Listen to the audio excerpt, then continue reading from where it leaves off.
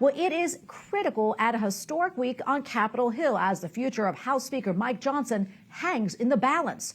Republican Congresswoman Marjorie Taylor Greene says that she plans to call for a vote on her motion to remove the Speaker, but it is unclear how much support she actually has. Capitol Hill correspondent Erik Rosales joins us now with the latest. Erik?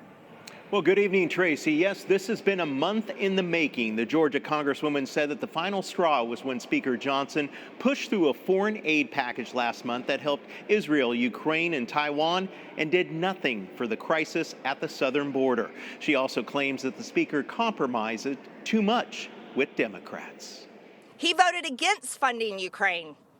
He was solidly pro-life. He voted to secure the border. He voted to fight against Democrats, fight against the witch hunt against President Trump.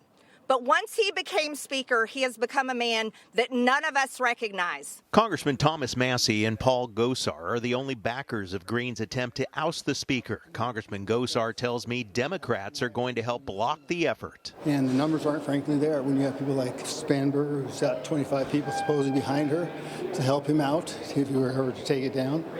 I think you have to be smart in playing your hand. Earlier today, Speaker Johnson would only say, "I'm just going to keep doing my job." Many Republicans oppose the push to remove Johnson and do not want to see the conference devolve into bitter infighting like it did after former Speaker Kevin McCarthy was ousted last fall. Marjorie is outraged that Democrats have said that they're not going to participate in it, and therefore, it's Democrats saving the Speaker. The ridiculous part is that she would need every single Democrat to join her in the effort to remove the Speaker. She's not acting in the best interests of President Trump. I don't think this is a good move 6 months before an election. She's always been about herself primarily, and she holds, a personal animosity towards anyone she deems responsible for the former Speaker not being in place. House Democratic leaders say that they will vote to kill Greene's plan and try to keep Johnson as Speaker, but they're hands off with their members. We've made clear this is a vote of conscience, that every single member of the House Democratic Caucus will make a decision based on their assessment of the situation.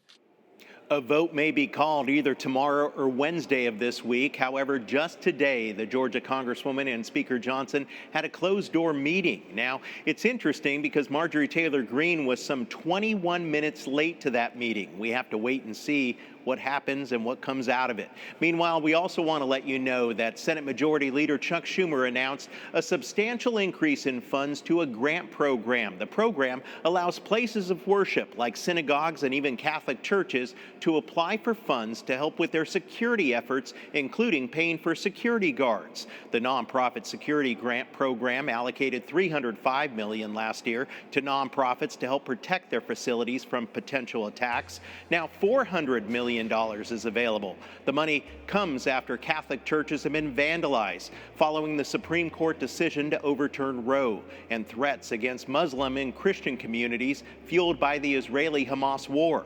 Houses of worship will need to apply by May 21st to tap into the first round of funds. At the Capitol, Erik Rosales, EWTN News Nightly.